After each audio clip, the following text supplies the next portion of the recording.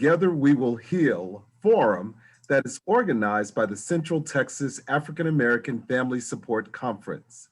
The conference vision is to educate the African American community on mental health, substance use disorders, and intellectual and developmental disabilities, as well as the total well-being of African Americans. Through these series, we hope to continue the conversation around these topics and the public health challenges posed by the COVID-19 pandemic. We hope that this forum will provide the opportunity for you to participate in conversations that offer education, encouragement, and resources to survive during these difficult times.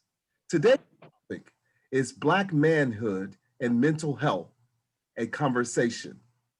My name is Dr. Calvin Kelly, and I'm a psychologist and mental health professional in the Austin area. And I tell you, we have an exciting group of people that are going to help facilitate this series and this conversation here with me tonight. I have here with me two brothers, Jack and Sean. They're not really biological brothers, but they're my brothers from a different mother, as you would say.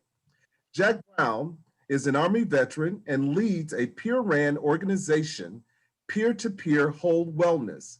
Jack has an Associate of Science in Mental Health, Human Services, and an Associate of Science in Mental Health, Substance Abuse Counseling. And he is also a strong advocate for peer providers across Texas.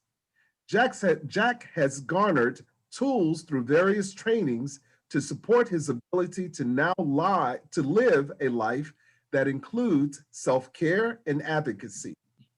Jack is often called upon to speak his truth relative to substance abuse challenges, mental health challenges, and recovery from incarceration. He uses his past to shine a light for others' futures. Jack believes that living a life in recovery and modeling healing behavior is the key to ultimate freedom. Welcome, Jack. Thank you so much.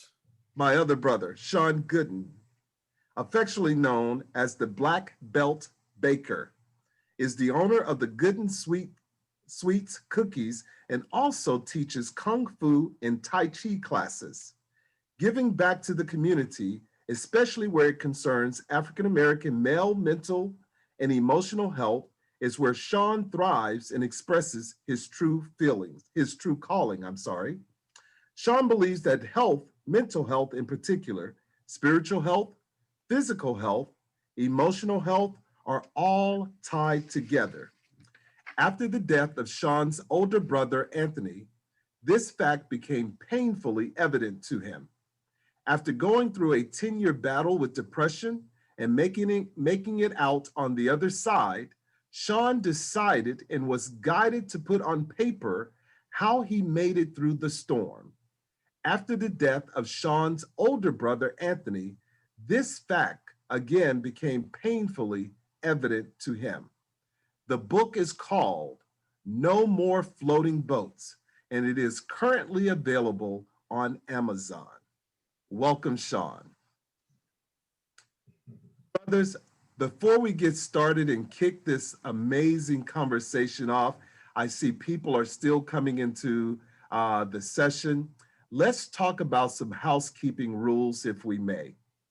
I'm going to ask everyone to please mute yourself at all times until you are actually speaking. There will be a time for interaction.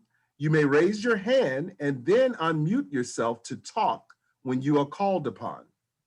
If you get emotional or overwhelmed, please turn off your video so you may handle your emotions privately. Please again note that the session is being recorded and it is also being live streamed on Facebook. So we're asking everyone to smile. Our goal is to end the forum around 8 p.m. And so let's have a great conversation about Black manhood and the mental health challenges that we all face. We welcome our sisters, our queens are here with us. Although this is a topic and conversation that is about Black manhood, we hope and pray that you will bear with us as we invite the brothers to participate in the Barbershop series, but we want to hear your voice. We do not want to exclude you in any way, shape, form, or fashion. To kick us off, I just want to give us a few statistics. 1 in 5 Americans struggle with mental illness every year. African Americans are 20% more likely to have serious psychological distress than our white counterparts. Suicide is the 3rd leading cause of death amongst African Americans ages 15 to 24. African American men are 4 times more likely to die by suicide than African American women are. And the proportion of African Americans who need mental health treatment get it less than half of the time of our white counterparts. Let's start our discussion. Sean, why don't you kick us off? Well, Dr. Kelly, Jack, everyone in attendance, first, thank you for being here and sharing part of your Wednesday evening with us for this really important conversation. So I'd like to first say that I'm very honored to be here with you all this evening, in particular, where it concerns the topic that we're discussing tonight. Those are some pretty staggering statistics that you just listed, Dr. Kelly. And they speak to a truth that, unfortunately, we all know too well, just from our daily experiences, in terms of the pressures that may bring about stresses that cause those kinds of circumstances to be statistically available, much less correct. It's daunting. It's heavy. It's real, and it affects us as a community, for sure, but definitely in particular as African American men in America on a daily basis from the moment we leave the house. And prior to that, as we are home trying to regenerate, and the external pressures that we deal with have effects on the environment in the home, which then also leads to these kinds of end results and statistics that you listed. So don't want to go too far, but I definitely want to say that I'm honored to be here today to be part of this conversation.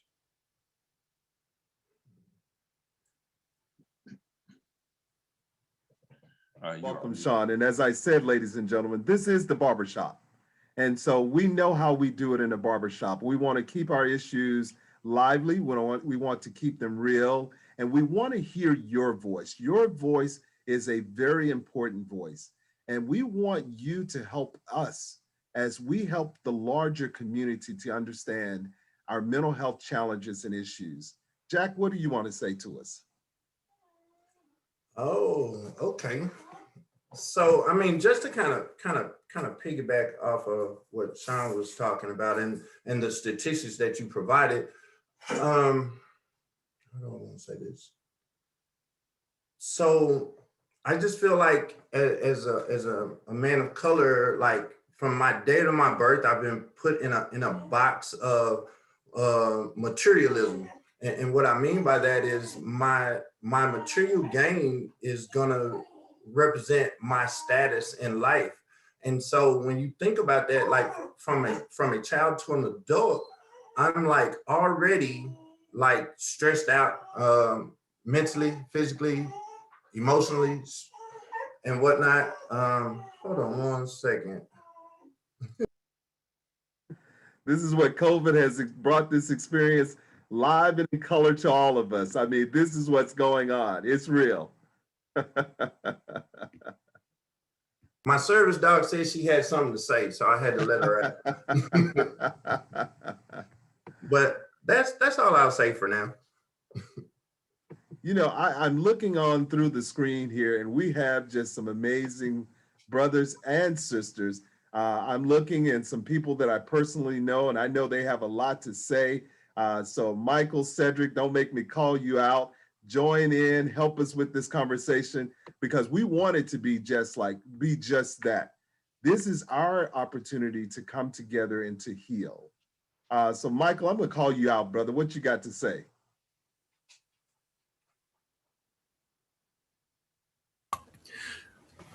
Well, I was glad to be invited. Can everybody hear me? We can. And I've known Jack for a few years, and that was the reason why I connected. I have to say, as a white man, I wanted to really hear what the other people of color had to say on the issue. So as I'm dealing with people of color, I feel like it helps me have better understandings and connections with the people that I come into contact and I work with. And this is one of the things I really miss about Jack, because we used to get to spend some time together, and now I don't see him that much. So this is one of the reasons I really wanted to connect with you all this evening. Thank you for being here, Michael.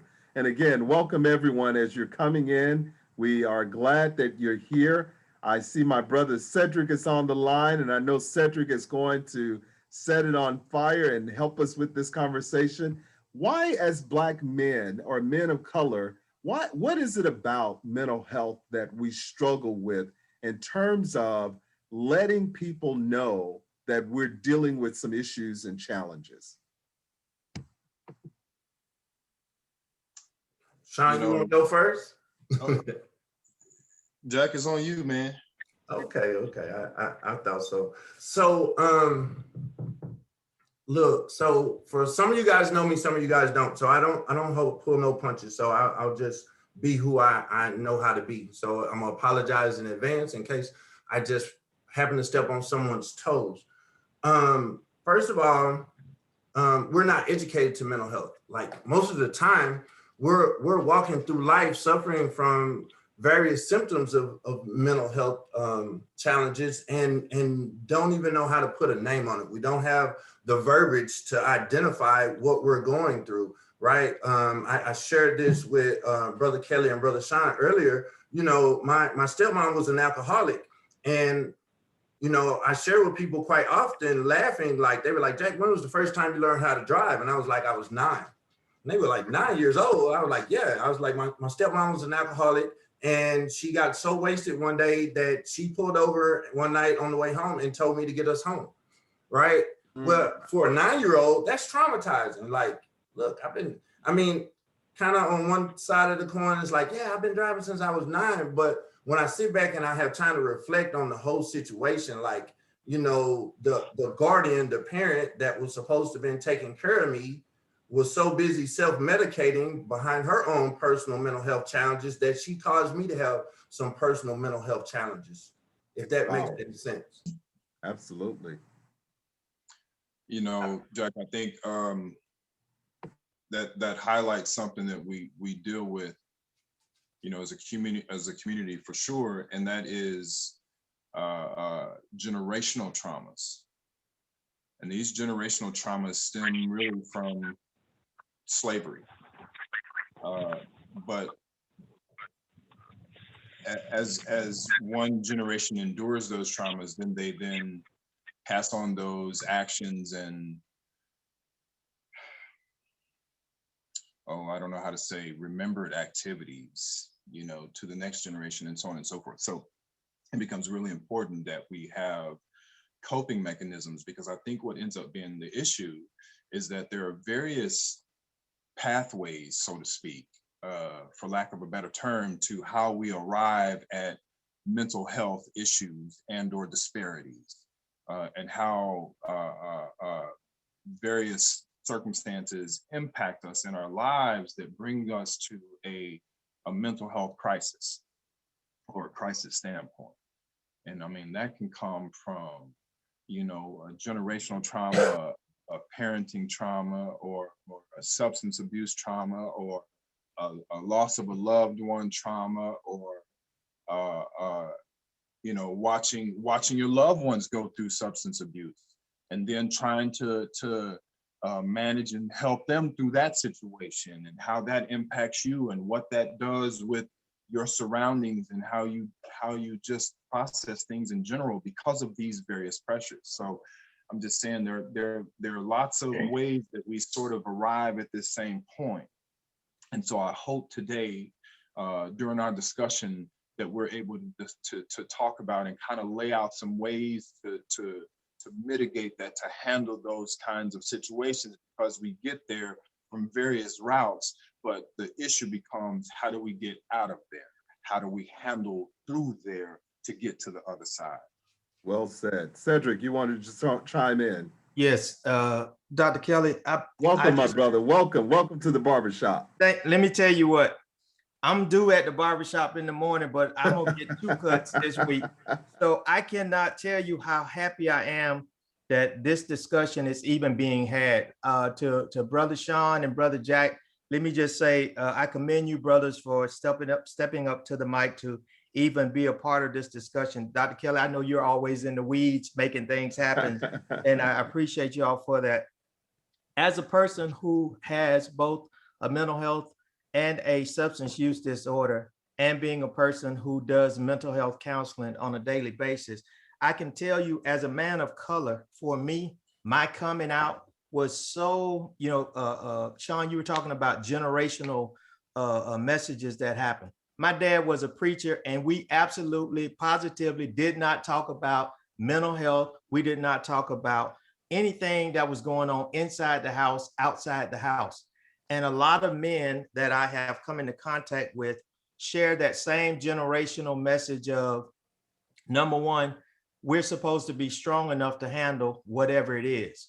Right. And number two, we definitely don't take it outside the house. And one of the things that I have found for myself is, it takes exactly what's happening today. It takes a group of brothers to come together and raise their hand and say, hey, you know what?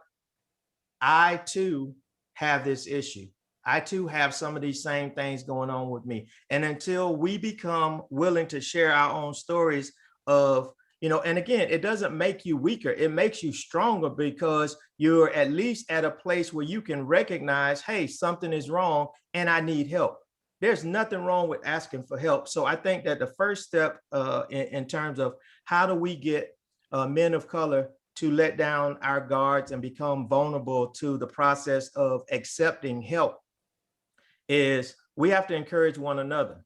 And just like we high five when we see our favorite sports play or catch our big fish, I think we should encourage one another to have more of these discussions, and really have discussions about substance. Talk about what it's like I'll tell you what it's like for me. I'm a veteran as well. So I have a couple of whammies, so to speak, because, we get told, hey, pull yourself up by your bootstraps, get on to the next thing. And when you are hurting, how do you get on to the next thing? You medicate. And I did that for a lot of years in the Air Force. And so now I think it's time for us to continue this discussion of, let's identify some specific things that we're experiencing and try to help one another. Brothers, I hear you all, and I thank you for that, Cedric. Thank you for saying that. But, we can talk about this, but we conform and condition our children, as we were from an early age, about what are acceptable behaviors as boys and men. We teach them real men don't cry openly or express emotions, especially fear. And the only time that we express our emotions, we teach them, is you can do it through anger. We tell them that you can't be weak.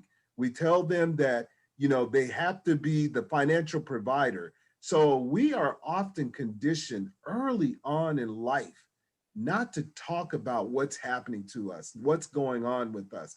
Like Cedric, I'm a PK. My father was a pastor. I grew up in that home. But the difference is, and Cedric and I have had these conversations, is my father would often push us to engage in conversations and push conversations to talk about what was going on and what we were feeling. So let's talk about what is a real man in terms of expressing our emotions, our feelings, and our behaviors. We got some brothers on here. We got some people. We want to hear from you. Okay. I saw one sister put in the slide that men don't talk about it because of our pride. Anyone want to address that? She said it's our pride that gets in the way and won't allow us to talk about what is going on with us, especially around issues of mental health. This is Well, go ahead, Sean. Well, I was just gonna say, I think, you know, as a very good friend of mine would say, this is our inability to recognize the divine feminine within us. Mm. You know, we all have mothers we came from, both male and female. And, you know, we can go a long road down that particular part of the conversation, but the you know, kind of the end result is there's this stigma put on, you know, this machismo that we have to try to show as we're young men growing up, you know, with other young boys. And then, you know, from that conversation, you jump into a conversation about having a household without the father, and the children are growing up, and then the young boys have to be fathers to themselves, you know what I'm saying, out on the street. And then so you have to have this great bravado and machismo that you show in order to be able to, you know what I'm saying, hang with your people, you know what I'm saying, be out here, you know what I'm saying, with your friends, and however that's going to go down, so that they don't perceive you as weak. Because if you're weak, then you're going to be attacked, you know, by the machismo you do, which is really just a cover for a great deal of pain that has been left unprocessed. That's what I would say about that. Got it. Sister Tammy, I know I'm gonna break my own rule here. She's raised her hand, and we want to honor our queens that are on here with us tonight. Tammy, go ahead. Share your thoughts with us. I just wanted to say I agree with what I believe it was Mr. Cedric that was saying. It is about that machismo and being able to have people lower the walls down in a counseling session or talking amongst peers, to be able to be vulnerable, to realize and see what's going on, to help them heal. As a substance abuse counselor and somebody working on my bachelor's in social work, I mean, I work with men every day who getting them to lower their walls is huge. So I just appreciate being part of this and being able to hear it from men of color and just anybody, their perspective of this whole topic. So thank you for allowing me to be here. Thank you, Tammy. Thank you. And again, welcome everyone to the Barber Shop. Jack, you were going to add something. Well, pride is most definitely a part of it, but you can't speak on what you don't know, right? And what I mean by that is, it wasn't until the recovery process started for me at 40, right, where I was given an opportunity to put a name with some things, or be educated to, like, you know, I never knew I had chest anxiety. I knew my chest would tighten and I would have shortness of breath, and it just seemed like things were overwhelming at that time. But no one told me that those were symptoms of having anxiety or chest anxiety and things of that nature. So I can't give you what I don't have. You know, if we educate at an earlier age, or we just consistently educate, I think more men, like, we have a forum of men that's willing to talk about it now, right? And so I think those numbers would grow as we continue to connect with each other. It wasn't until I started talking on my own mental health challenges to where other men were like, well, Jack, you know, I've been taking meds too for anxiety, right? But other than that, they're like, no, it was hush hush, G14 classified. Nobody's not talking about it. It's ancient Chinese secret. You know, well said, Jack. Ms. Shanice Blair put a wonderful comment in the chat box. Ms. Blair, share your thoughts with us. You're muted. Hey, yeah, you'd think after a year I would know better. But thank you everyone for allowing me to be here. Just to learn more, because I'm a student intern working towards getting my master's to work with Black men. Part of my family is Black, and so I just want to know more about just myself, part of me, and people that I'm going to work with.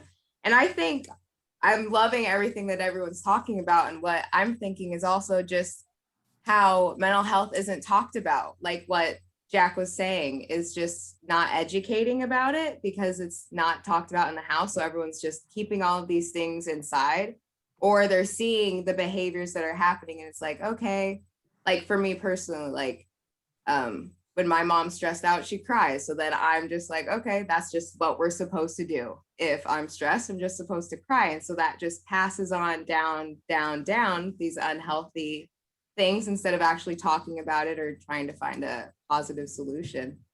And I think that just goes with the Black community too, and especially with having to be so strong all the time with all of the external stressors, and wanting to keep that appearance up with each other and with the family, to show your sons that you have to be strong. And it's hard to break that mentality when really you can be stronger together by talking about what's going on. Nicely said. Thank you.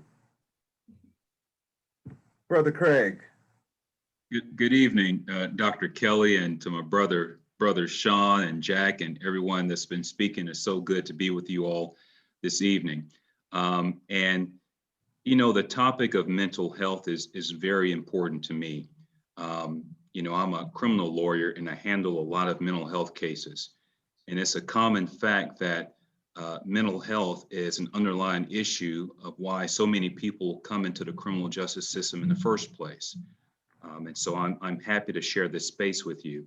But getting to the topic of why, in my opinion, Black men struggle to talk about mental health is that, you know, I think, Dr. Kelly, you made this point that we are taught at an early age that real men don't cry, that we don't show our emotions, and we are, that those messages and those images are reinforced at an early age to us, and they continue to be reinforced.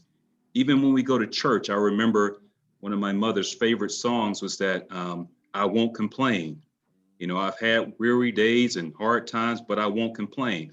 All those messages are just reinforced to us as Black men, that you're not supposed to complain, that you're not supposed to show any signs of weakness, that this is about survival of the fittest.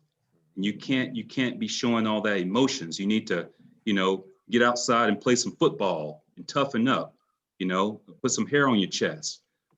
Those are the messages that we're taught. We're not taught to talk about emotions. We're not taught to be in touch with our inner selves. We're taught to internalize those things. And so I think it requires the generation of men to talk to their sons. I have 3 sons, and I encourage them all the time to communicate their feelings to me because I didn't have that opportunity. I grew up in a single parent household, and I'll tell you right now, you know, there are a lot of things that I dealt with as a young Black man that I just couldn't talk to my single mother about. I mean, it is what it is. But I'm blessed and I'm fortunate to have that opportunity to share those experiences with my 3 boys. And so I think it just requires men to be comfortable talking about what's going on, you know, what's going on with them, what troubles they're having. And the more that we can encourage men to do that in safe spaces, in spaces where they are uplifted and not ridiculed for speaking their minds and talking about what they're going through. If we can create more spaces to make men comfortable, then I think we're going to see some real changes.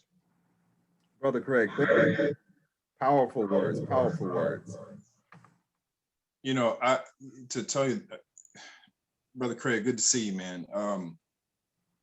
I want to add to that, if I could. I think we would all agree, probably, but I feel like in the absence of safety, there is aggression. You know, and you know, you alluded to safe spaces. When we don't feel a safe space, there's a need for aggression and protection. it's aggression because of a need for protection, self-preservation, and things of this nature start to kick in. If we felt a safe environment, then we would, I believe, recess that aggression and concentrate more on how we heal ourselves and move, toward the best that we could be, for lack of better terms. But in the absence of safety, there's aggression. Yeah, yeah. And I want to caution us, because one of the things that society has done is it has taught us now to create those safe spaces. But we've got to move beyond those safe spaces and create some more brave spaces, because what we're doing right here, right now, is a brave conversation. We are men of color, women of color that are coming together to talk about something that in our community is taboo. There is so much stigma surrounding it. We're taught you don't talk about this. You don't address this. You don't air your dirty laundry in public. And so, to Craig's point, we are taught to suffer in silence. And it starts so early. And so we've got to break down these walls and break these barriers. So I just want us to make sure we move not only into those safe spaces, but let's make sure we move into those braver spaces to where we're having some real hard conversations and really talking about some stuff that's hurting our community. We got some other people. Go ahead, Jack. I see you there. And then we're coming right back to you, Shanice. So,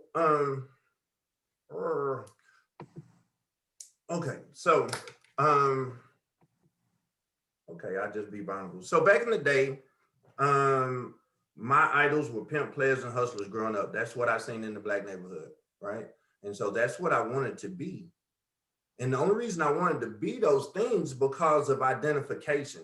That's what everybody, all the other kids wanted to identify. We didn't play cops and robbers in my neighborhood. Nobody, and if we did, nobody wanted to be the cop. Everybody wanted to be the bad guy, right? And so it's an identification thing. Like, I never had an opportunity to be okay with Jack or identify as Jack. I've always had to portray the role of somebody else. Like, my nickname was Man. Like, that was it. Not little man, not baby man, not just man. Like, okay, now I got to be a man at 11. Why? Yeah. Men of color are requested or assumed that we have to go into that masculine role at an early age and protect mama because it's a single home, right? We're the man of the house. Mama tell you that.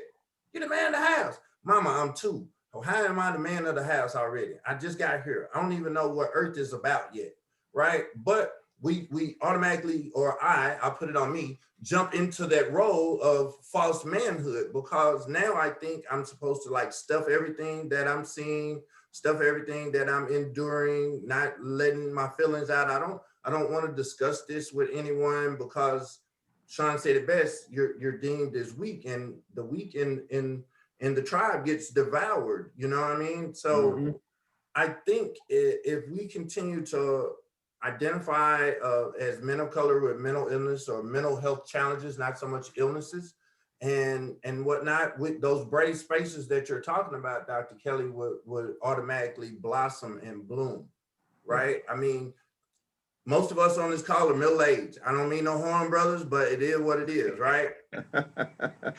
What about that 20-year-old that's over there right now getting high? He's self-medicating because he has some childhood trauma because daddy wasn't there. He has abandonment issues. Well, I don't know. And the reason I know about abandonment issues because I have them myself, right? But I don't talk about daddy not being there. Every day I looked out the window waiting for my dad to come. And when he didn't come, I'm heartbroken. But I didn't talk about that till I was 40. I was tired by the time I was 40, though. Right. So I was willing to talk about it. So how can we reach the younger generation and involve them in this barbershop talk? Excellent point. Sister Shanice. I agree with everything that you were saying about identification. And also, I've worked with people and they've talked about wanting mental health services, but the only therapists are white and they don't feel that they'll be understood, or it's a woman and so they don't feel that they'll be understood. And that's a valid, it's valid for me that I feel like don't want to talk to someone that might not relate to me. And so I think also it's important to have more representation in the mental health field so that there's more people of color in the field that can talk to other people of color about their experiences, and they'll be able to relate and create a safer and brave space for them too. Yes, yes. Cedric, go for it. Then I'm going to make sure we get some of our other brothers and sisters. I see you on here. We want to hear your voice. Your voice is important. So if you don't raise your hand, look for me to call on you. Go ahead, Mr. Dunmore. So I want to speak to Attorney Moore.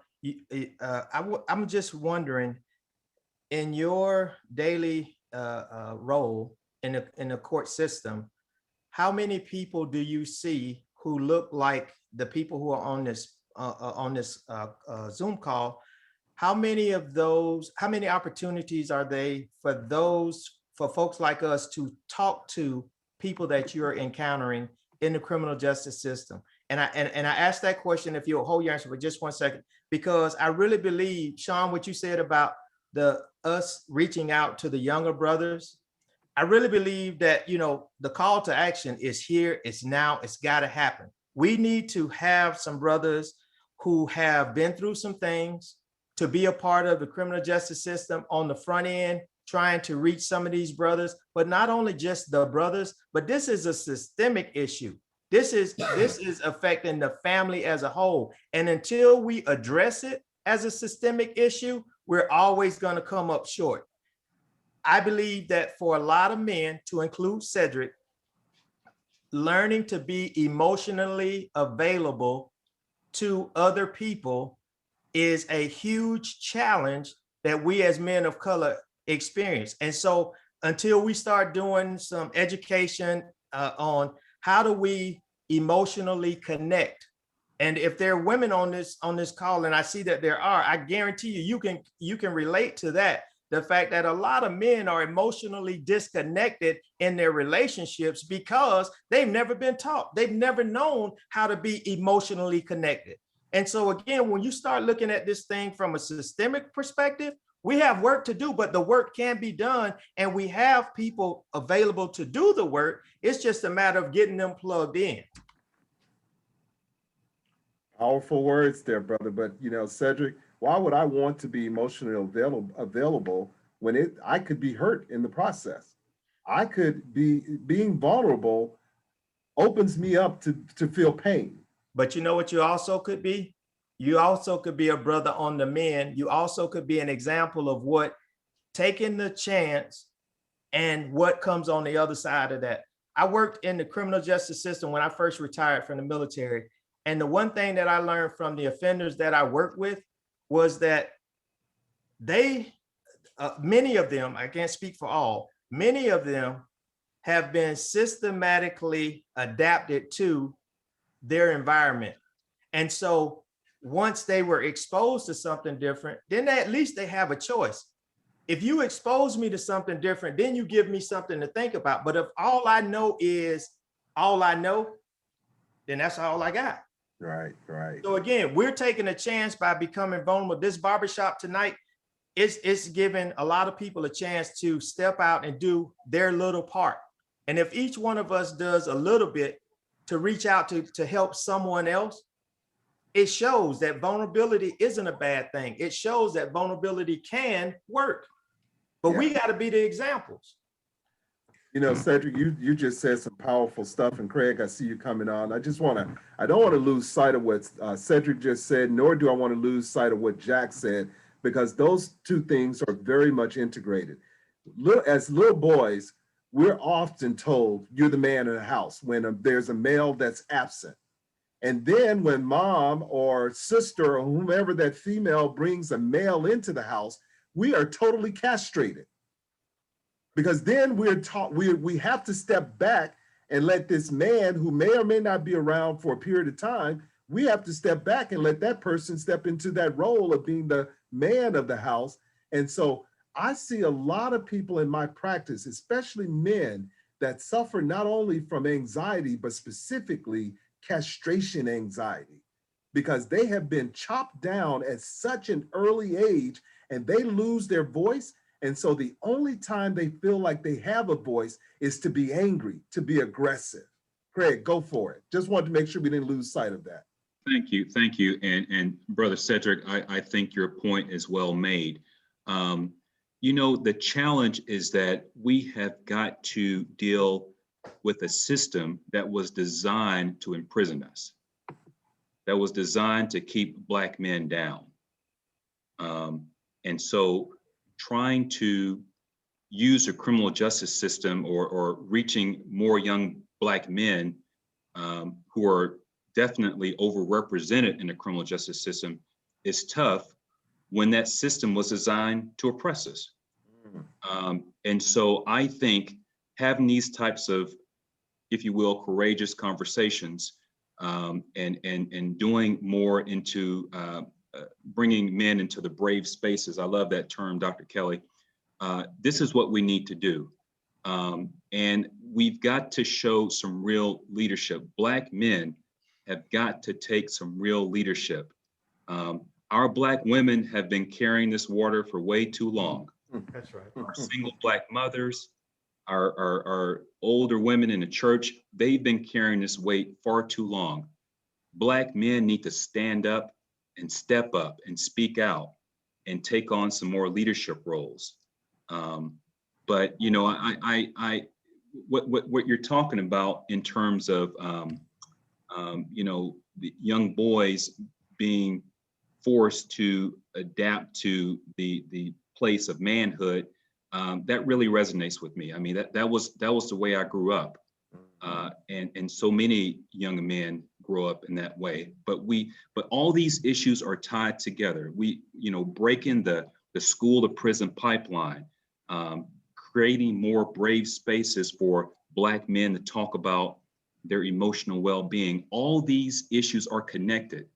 And so I think, to my brother Cedric, what we've got to do is start doing a better job connecting those dots and putting Black men in positions of leadership so that they can be leaders in the community to do these things. Well said. Well said. Sister Dominique, welcome to the Barber Shop. Hello, good evening, everyone. Sorry, I was trying to multitask. I was invited by my coworker, colleague, also who's become a really good friend of mine, Mr. Mosley Hobson. And I just want to say thank you for having me tonight, or for him inviting me tonight. I've listened to you all, and everyone has had something very powerful to say. I think I'm struggling, not necessarily to leave men out as if they don't need assistance or help in terms of mental health. And I'm not a mother just yet, but I keep thinking about the babies, right? In the sense that all too often, like, boys are learned that the ideal man is strong, and the silent type, right? And then weak men are girly. And so I think it's so important that we teach our young boys that it's okay to express emotion, right? And it's okay to help them, like, build that emotional literacy and, like, have conversations about, like, hey, how are you feeling? Like, checking in, right? And I think that ultimately will encourage them to be, I hate to use the word vulnerable, but, like, open and honest about their feelings as they continue to get older. And I think the other thing is that we don't necessarily encourage listening at all levels, you know, even from within our culture, like from Black women, right? Like, we hear men, but we don't hear men, right? Or they're speaking and we're, like, over speaking them. So I think, you know, I always try to encourage myself, like when my fiance is speaking, is to shut up and listen to what he's saying, not actively listen to respond, but actually trying to hear what he's saying. So similar to what Mr. Moore said in terms of the criminal justice system, I just feel like, you know, the prison pipeline has never been for us. The systemic, I think that was Mr. Dunmore who said it, had like, we have to talk about that piece too. But I'm struggling with, like, how do we make the connection from, you know, young men or boys to adults, and then, like, how do we even begin to be a resource for them beyond the barbershop. The other day I watched something on Instagram where a guy was talking about how he learned to cut hair for his boys because he wanted to be the one giving them the stories and, like, the ins and outs of how to be a man as opposed to sending them to the barbershop. Like he wanted to build that connection. And I thought that was really powerful. Not to say that every man should go out and learn how to cut hair so they don't have to send their kids to the barbershop, but I'm struggling with like how to make that connection. Well said. Thank you. Thank you. Mhm. You know, brothers and sisters, one of the things we know is that one of the things that we're tap dancing around is trauma. We're talking about trauma that is happening to us early on in life. And one of the things that with the research and the thing that we've learned about trauma is that the body keeps score. We know that the body keeps score. Sean, you do a lot of work around not trying to separate one's mental health from physical and spiritual health. Can you talk to us a little bit about that and your book and everything that you've done around that in terms of your work? Absolutely, absolutely. So the name of my book is No More Floating Boats. Hope you can see that. Yes. Okay. No More Floating Boats. Move your ship, start your journey to a better you. And it talks about that connectivity, Dr. Kelly. The book is basically a very short read, by the way, but an odyssey of my journey through a 10-year bout of depression after the loss of my older brother, Anthony, who, by the way, was a martial artist and died from a sparring accident. I'm also a martial artist. I'm a second-degree black belt in Shaolin Do, Kung Fu, and Tai Chi. I've been training now for going on 21 years, and I've been teaching for about 18. And why that's important is because I understand the connection between the neurology and the physiology, the mind and the body, which then coalesces to build your soul and you know how you feel about yourself on a daily basis in relation to everything else that's around you. This is not to be taken lightly because our mental illnesses or our mental debilitations or our mental health challenges, Jack, manifest themselves as physical debilitations eventually at some point. And they may be physical debilitations in the form of physical ailment in the body, or it could be physical debilitation in terms of, you know, Craig or as others have mentioned, you know, finding ourselves in, you know, in situations that involve the criminal justice system, which is strictly against us and not for us, you know, in the least. But back to how the mental and the physical relate to that, you know, it strikes me that as we're having this conversation, I think we are leaving out the fact that when we talk about generational trauma, we have to go all the way back to slavery and our arrival here during slavery. Now, what they want is for us to see that as Jack was mentioning, we need examples of who we are and what to be and how we and what we can aspire to be and who we come from and what we're supposed to be and so on and so forth. And so that kind of lifeline was cut from us most intentionally, right? So that perceivably our origins and beginnings were from slavery, which is absolutely not true. We come from the grandest kings and queens, the most dynamic of people that created metallurgy, writing systems, alphabet, spoken word, masonry, building, engineering, et cetera, et cetera, et cetera. We can go on and on and on for a long time. However, that understanding has been cut off from us. Now, you take then slavery, which then came the abolishment of slavery, then the 13th Amendment, then the peonage system, or peonage, either way, where, you know, it said if you didn't have a job that you were a vagrant and you were then going to be arrested and then made to work back in a slave camp. It's just slavery all over again. And then you push to now and current times, and these types of systems are just disguised in other ways, but still very prevalent. And at the same time, no good direction to look to. So our youth then look at the least of our base selves as their role models and things to aspire to be. I say all that because then you have mental traumas that are generational that sit in the body physically that we then don't have coping mechanisms to deal with and to eradicate or disperse and remove from ourselves so that we can move forward in healthy fashions. And so things like, and it doesn't have to be what I do, but it's got to be some sort of physical exertion. You need to have physical activity just to generate, good hormones in the body that then take care of your organs in the body. But, speaking more specifically, the more exercise you do, the more it generates the oxygenation of red blood cells. The more oxygenated your red blood cells are, the better your organs perform in general, the better the body feels, the better you perform, the better your brain works, you can move forward on things like this. Right.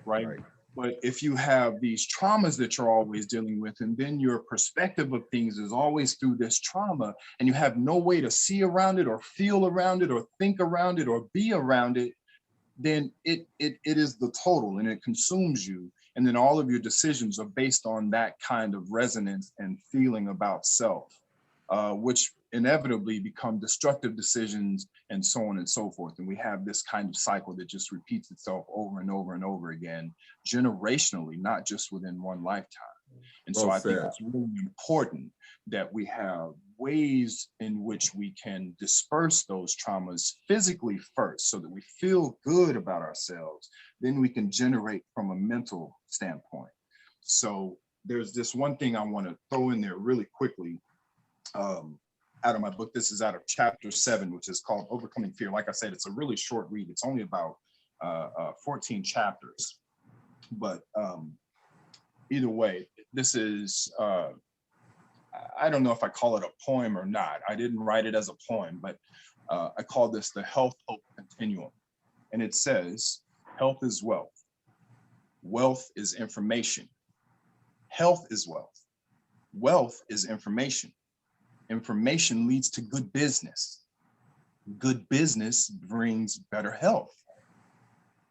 Then conversely, no hope is bad business. It does bad to you. Bad business brings poor health, and poor health leads to hopelessness. So it's just this never-ending cycle, but it can be reversed and placed in its proper direction, and you generate hope and then good feeling, and then it builds on itself, and then you're building things, and that's how we create society and community the way we originally did for this earth. Very well said, my brother. Thank you.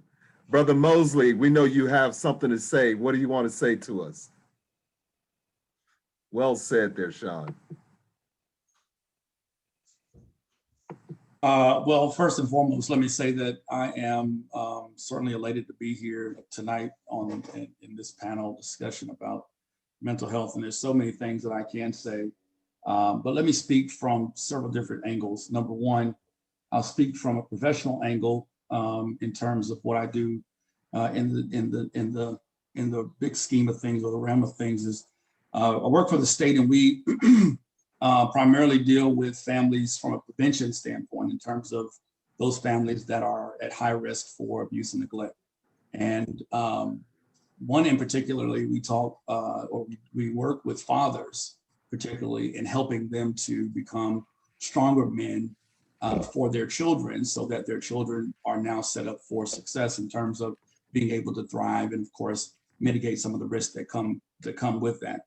And to that point, I mentioned that because, as we talked earlier about addressing some of these issues and really taking what we're saying in this forum and really moving it into other forums so that people really can understand how important this subject matter is, especially around Black men, I think that it's phenomenal, because again, this starts the conversation, as I've heard some of my other brothers on the line say. This starts the conversation.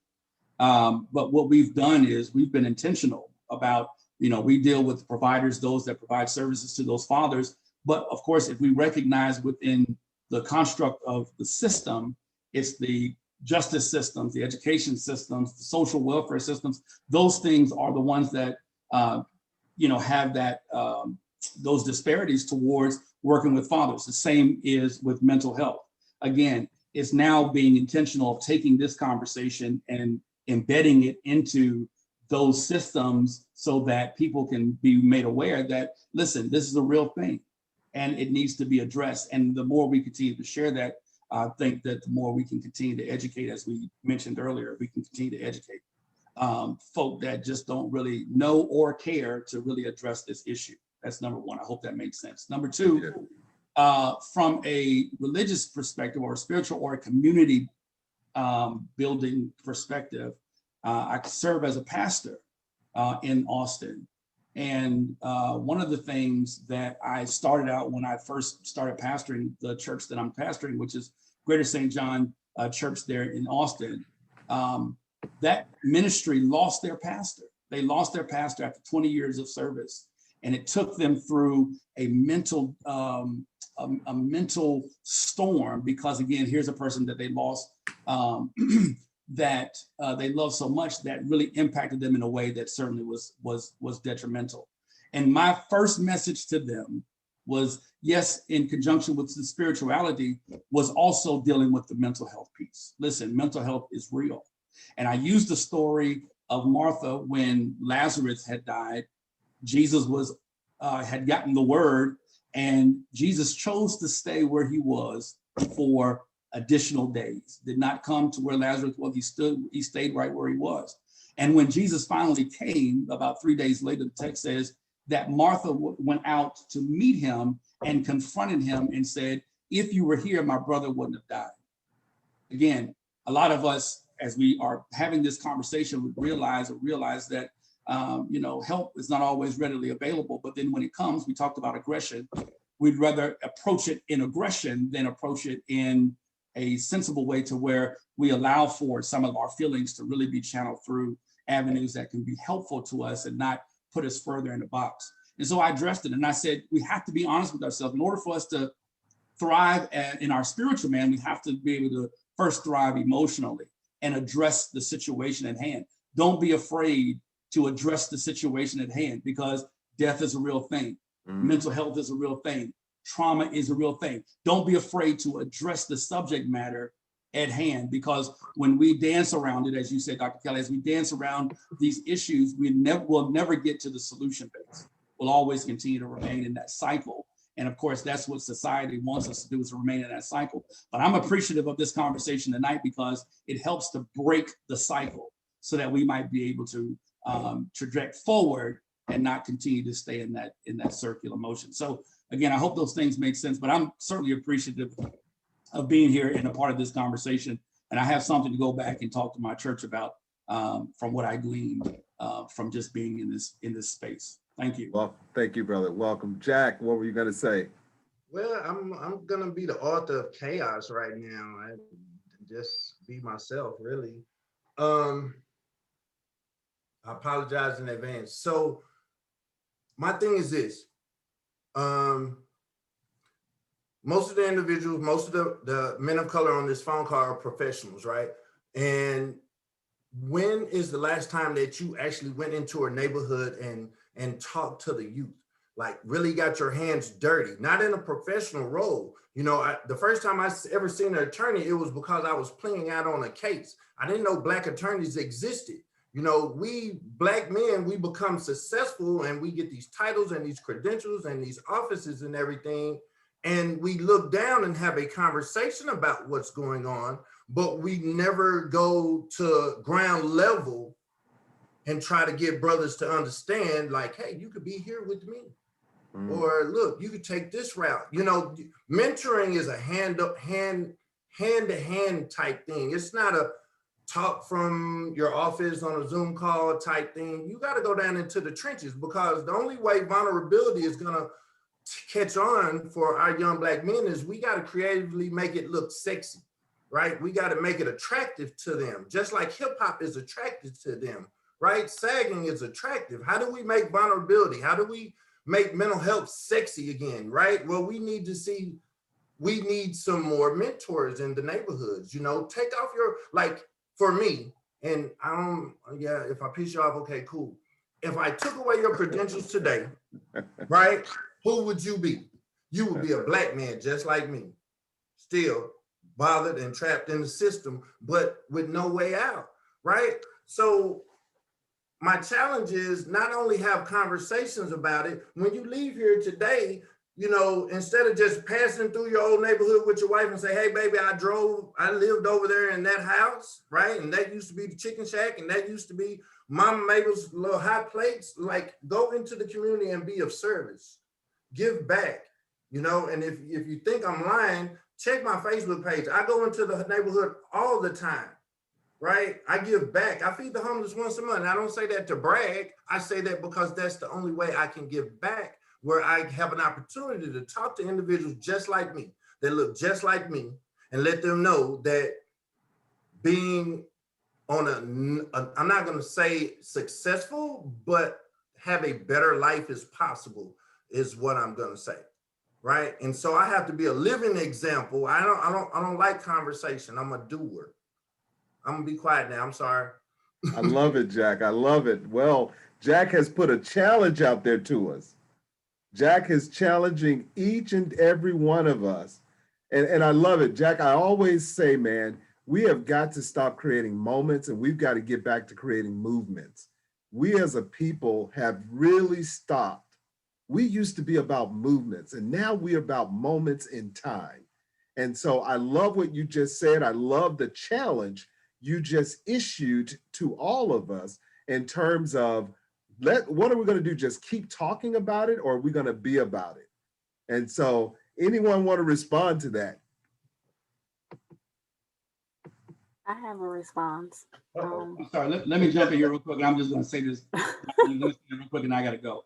But Brother Jack, what you said is certainly spot on. And I wish we had more time to really talk about it, because I could tell you my story as well in terms of why I'm passionate about doing what I do in the professional realm, because I, like you said earlier, have experienced those moments where being in my neighborhood, of course, being told that this is who I am, this is what I'm supposed to do, this is what I'm supposed to be.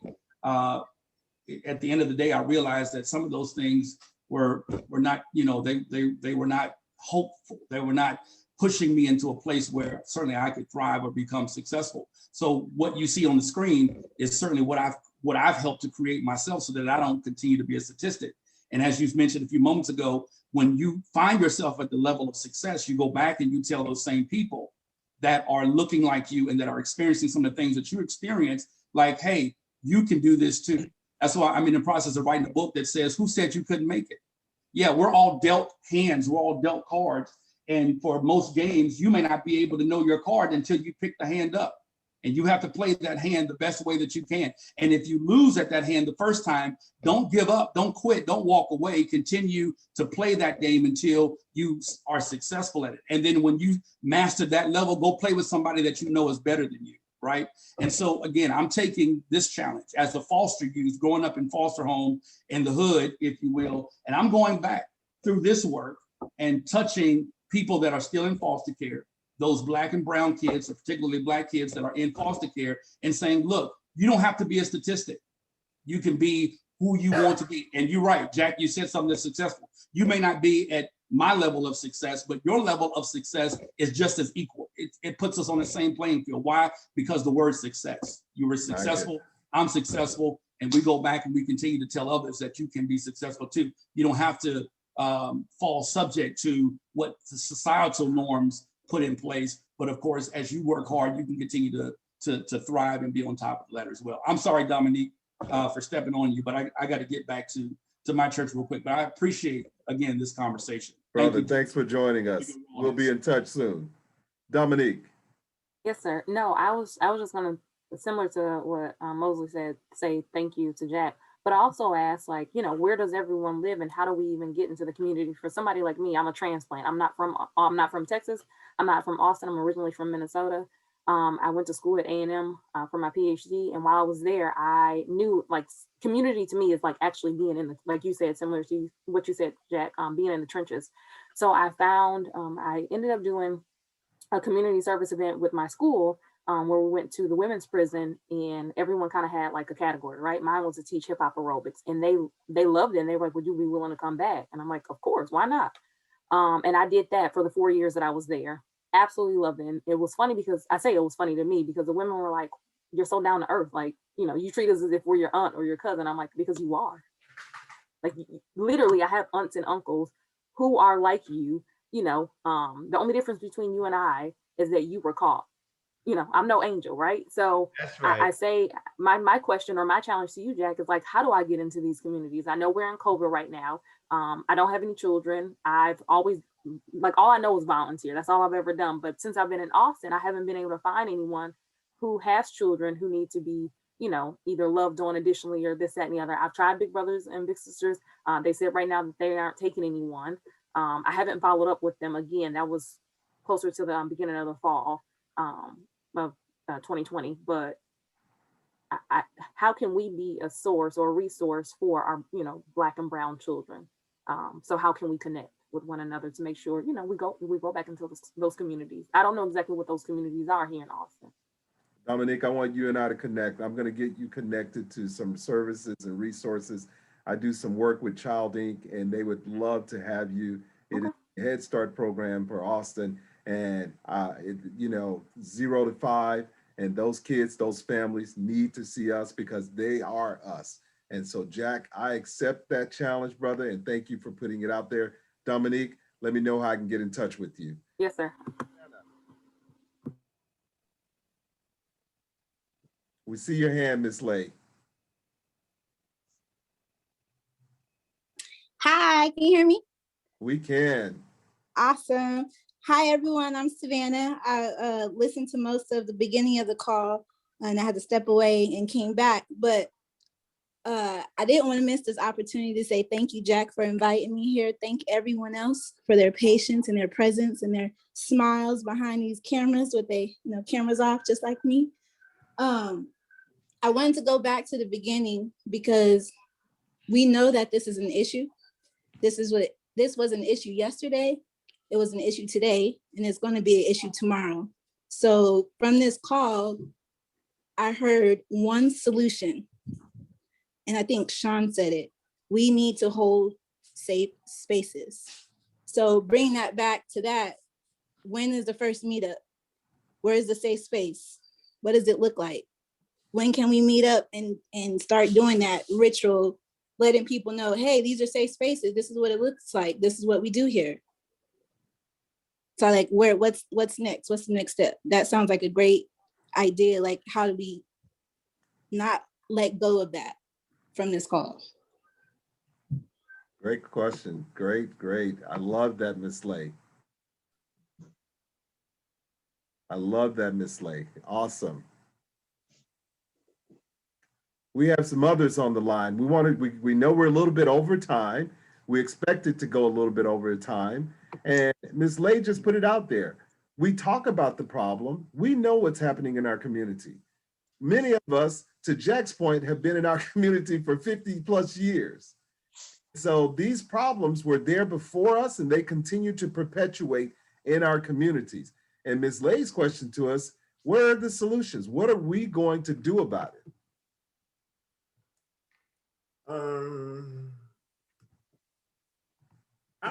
I can only speak for Jack. I'm doing all that I can. I mentor youth. I give back to low income families. If I'm like this opportunity presented itself for me to be able to speak, I am not a public speaker, y'all. I promise you I'm not.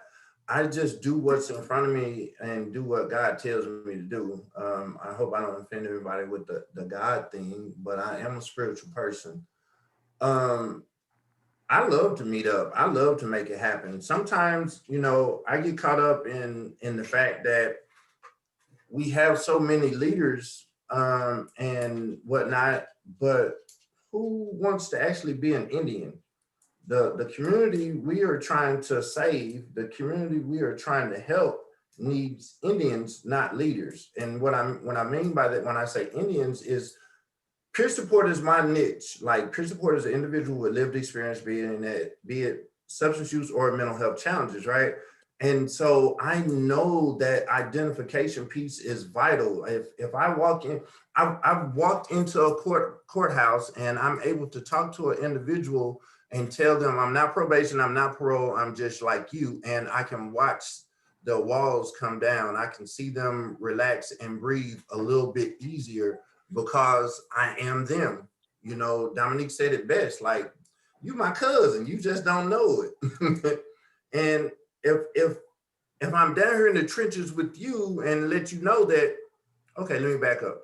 So one of my favorite people is Harriet Tubman.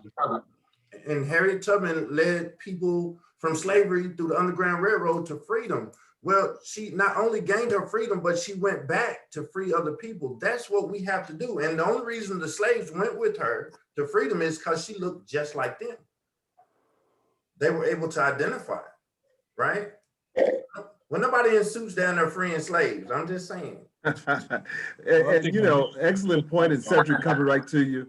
You know, Ms. Lay, one of the things that we can talk about that we are doing is that I've really got to take our hats off to the Central Texas African American Family Conference. They are working with us. We are putting on the Barber Shop series. We will be doing this monthly. And so we are inviting people to go out and to bring another person in, especially a male. So we want to have this as an ongoing conversation. And I love what you said, because we can't just continue to talk about the problems. And if you talk about a problem, you need to bring a solution with you. And again, I just want to be iterative of the point. I believe we have got to make this a movement and not a moment. So again, hats off to, you know, Integral Care, Central Texas African American Family Support Conference, for really helping us to move the barbershop forward and to make sure that this is a monthly conversation. And if it expands and we realize we need to have it more often, which I believe we do, you know, we cannot have this conversation enough in our community. Mr. Dunmore. Jack, I just want to say to you, I'm an Indian looking for a place to Dr. Kelly, if you will share my information with Jack. You slow already. I've already told Jack about you. Jack didn't know who you were. I didn't know you were going to be here tonight. I said to Jack, I have an LCDC that I want to introduce you to. Jack, did I tell you that or not? You did. I said, this brother got it going on. And I said, I want to make sure you two get connected. So Cedric, Jack, Cedric, we're going to make sure you two get connected. Look at God. Look at God. Won't he do it? Others on the call. Others. We know we're having people, we're losing people. But again, our intention with the Central Texas African American Family Conference, again, is to make this a movement and not just a moment. So please, every third Wednesday of the month, you can put this on your calendar at 7 p.m. We will have the Barbershop series where we will be talking about what's going on. So if you can go ahead and just lock it in, and you know, I will say this because my brothers and I, Jack and Sean and I have had this conversation all week long. We've struggled because, in fairness, we were trying to create a space for men to come together and have these brave conversations. But we welcome our sisters because we know, as Sean said so eloquently, this is a systemic issue that's impacting us all. And so, but we want to make sure that we hear from our brothers. We want to make sure that they have a space where they feel like they can say what they want to say, and we can move the needle to change our community. Dr. Kelly, will you be sending an email after this at all with your contact information? Okay. Yes, I'm going to put it in the chat room. Okay. Anyone with some closing comments, let's go ahead and put it out there, and then we're going to shut it down. Well, I don't. It's amazing, I don't want to go Lady away Jane. from Miss Lay's. Go ahead. From Miss Lay's comments, you know,